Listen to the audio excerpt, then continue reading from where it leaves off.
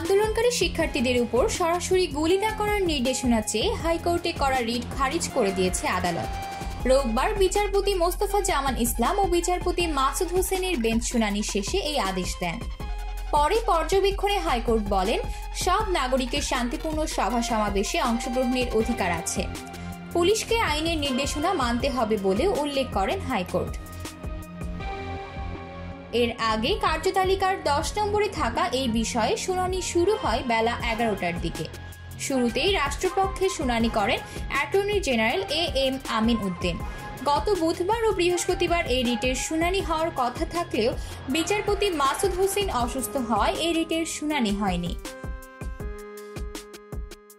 এর আগে পরপর 2 দিন এর উপর শুনানি হয়। রিটে গুলি না চালানোর পাশাপাশি আন্দোলনের 6 সমন্বয়ককে কেন এবং কোন আইনে কয়েকদিন ডিবি কার্যালয়ে আটকে রাখা হয়েছিল সেই বিষয়ে জানতে চাওয়ার কথাও জানিয়েছেন রিটকারী আইনজীবীরা।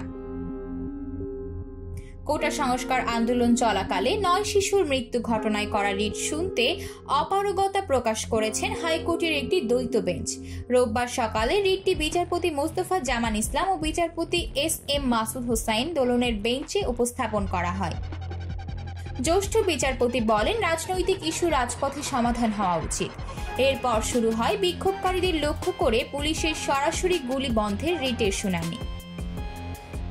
গত 29 জুলাই সকালে হাইকোর্টের সংশ্লিষ্ট শাখায় এই রিট আবেদন করেন সুপ্রিম কোর্টের আইনজীবী মঞ্জুর আল মতিন প্রীতম ও আইনুন্নাহার সিদ্দিকা লিপি।